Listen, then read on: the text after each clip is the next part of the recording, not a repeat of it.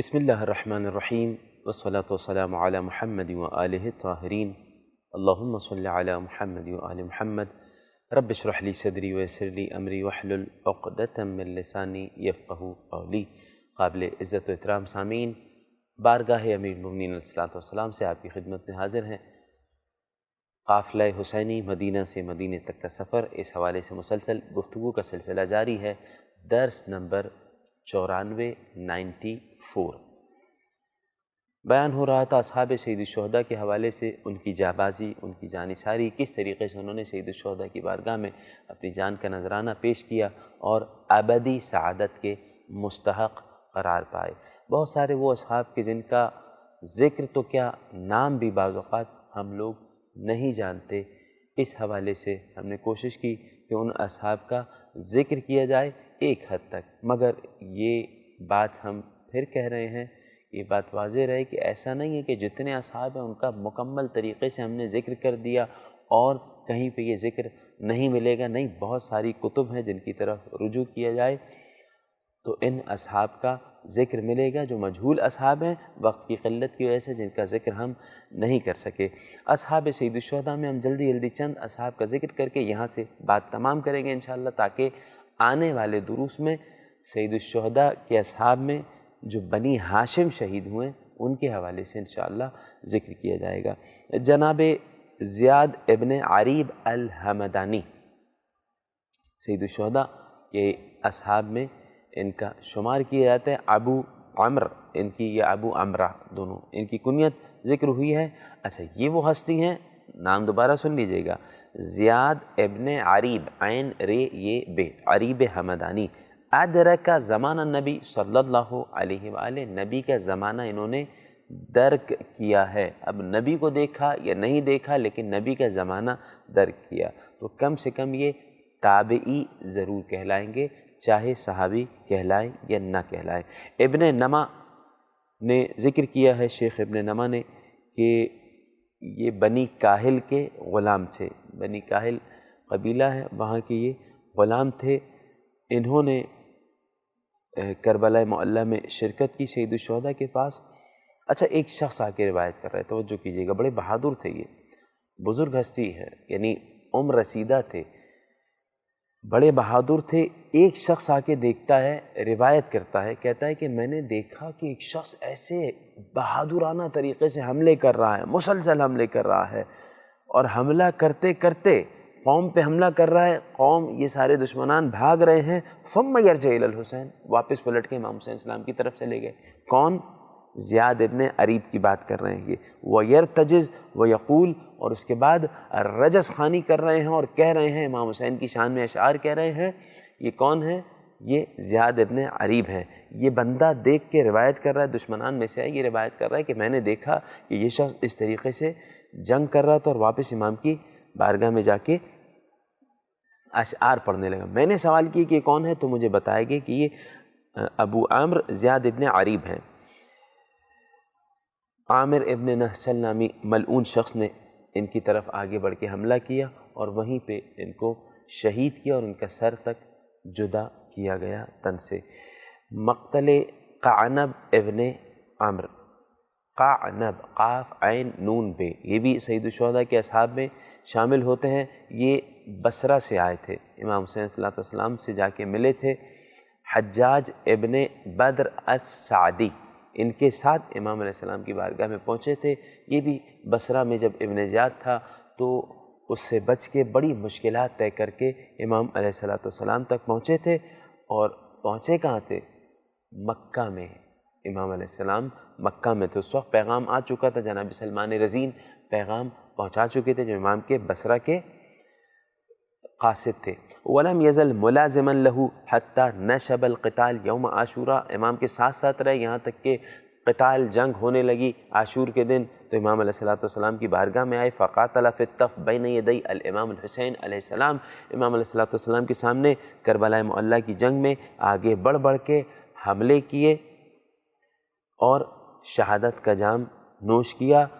ان کے حوالے سے ایک عظیم بات یہ کہ یہ وہ ہستی ہیں کہ جن پہ زیارت ناہیہ میں سلام آیا ہے اور ان کا نام لے کے سلام کیا گیا۔ اصحاب سید الشہداء میں شامل ہوتے ہیں یہ۔ السلام علی قعنب ابن عمرو النمری، معصوم امام کی زبان سے ہمیشہ کے لیے سلام کے مستحق قرار پائے اور اس دنیا سے رخصت ہوئے، شہادت پائی۔ اسی طریقے سے امام علیہ السلام کے بہت سارے اصحاب جن کا ذکر ہم پہلے اشارتاً کر چکے ہیں، کچھ مقتلے جو حملہ اولیٰ میں مقتل ہوا، جو شہید ہوئے لوگ ان کے ساتھ شہید ہو گئے تھے، بکر ابن حی۔ اسی طریقے سے کچھ لوگ بعد میں شہید ہوئے، سالم نامی ایک شخص ہے، سالم ابن عمرو بنی مدینہ، یہاں کے غلام تھے یہ، لیکن تھے کوفی۔ امام حسین علیہ السلام کی خدمت میں پہنچے تھے جب بہت پہلے پہنچ گئے تھے، جب جنگ نہیں ہو رہی تھی، یعنی شروع میں بالکل امام علیہ السلام کی خدمت میں کربلا کے نزدیک جب امام تھے یہ پہنچ گئے تھے۔ سالم ابن عمرو ان کی بات کر رہے ہیں، یہ بھی پہلے حملے میں شہید ہو گئے تھے۔ ان کے اوپر بھی سلام آیا ہے زیارت ناحیہ میں، السلام علی سالم مولا بنی المدینہ الکلبی، ان پہ بھی زیارت ناحیہ میں سلام آیا ہے۔ اس کے علاوہ ایک شخصیت جن کا میں ذکر کرنا ضروری سمجھتا ہوں، یہ کون ہے؟ وہ ہستی ہیں، اسلم نام ہے ان کا، اسلم ابن عمرو مولا الحسین ابن علی علیہ السلام، امام حسین علیہ السلام کے غلام تھے، سید الشہداء کے غلام تھے یہ جناب اسلم۔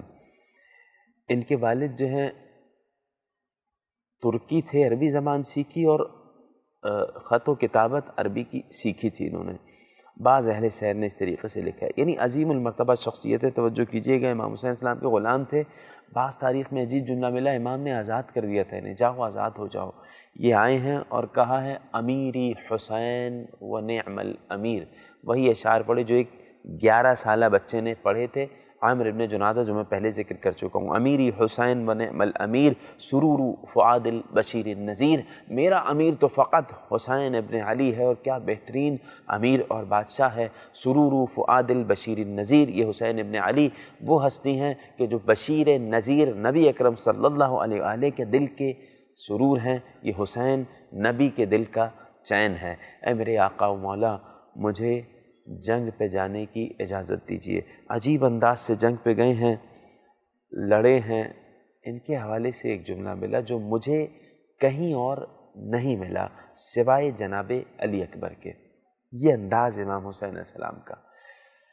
فلما صرح مشى الیہ الحسین، جب یہ زخموں سے چور ہو کے گر گئے، لڑتے لڑتے گر گئے، امام حسین علیہ السلام ان کے نزدیک گئے ہیں، آخری سانسیں ان کی باقی تھیں۔